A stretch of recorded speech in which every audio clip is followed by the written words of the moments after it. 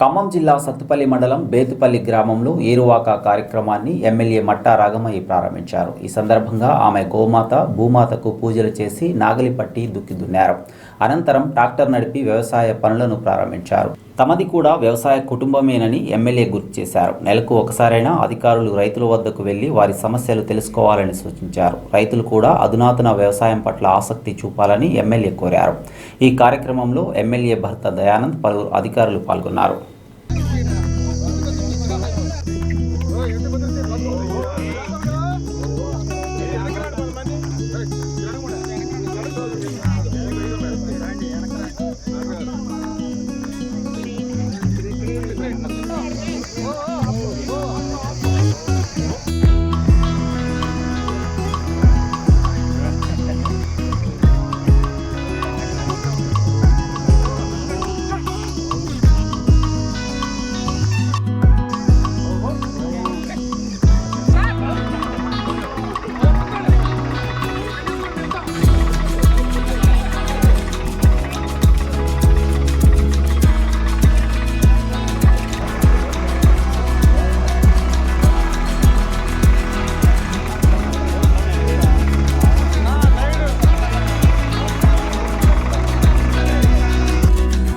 అక్కడ video conference ద్వారా మనకి రైతులకి ఏమైనా డౌట్లు ఉన్నా కూడా తగిన సూచనలు సలహాలు డైరెక్ట్గా అక్కడ నుంచి విశ్వవిద్యాలయం ఉంది, అక్కడ నుంచే మనకి వాళ్ళు వచ్చేసి మనకి ప్రొఫెసర్స్ రీసెర్చర్స్ వచ్చేసి మనకు కావాల్సిన డౌట్లన్నీ తీర్చి మరి మెలకువలో ఇవన్నీ కూడా చేయడం జరుగుతుంది.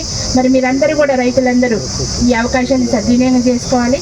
అలాగే నేను ఒకటే సూచన అండి, మీరందరూ కూడా అందుబాటులో ఉంటూ మరి వీళ్ళకు కూడా ఆధునిక వ్యవసాయంలో మెలకువలన్నీ చెప్పండి, తగిన సూచనలు సలహాలు ఇచ్చి వీళ్ళని గైడ్ చేసి మరి వీళ్ళకి ప్రోత్సహించాలని మీ అందరికీ కోరుతున్నాను.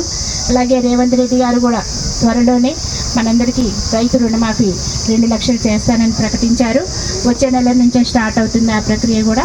అందుకని రైతులందరి తరఫున వారికి మనం కృతజ్ఞతలు తెలియజేసుకోవాలి. అంతేకాకుండా నుంచి మేము తగిన చర్యలు తీసుకోవడం జరుగుతుంది. తర్వాత తుమ్మల నాగేశ్వరరావు గారు, పొంగులేటి శ్రీనివాసరెడ్డి గారు, బట్టి గారు వీరందరి సహకారాలతో ముందుకు సాగుతున్నాము. ఖచ్చితంగా మరి మన బేతుపల్లి చెరువు అది దాని మరమ్మతులు కానీ ఎన్టీఆర్ కాలువ ఆల్టర్నేట్ కెనాలు దాని మరమ్మతుల నిమిత్తము మేము మరి మన మంత్రివర్యులను అడగడం జరిగింది. త్వరలోనే అవి కూడా మంజూరు చేస్తారు.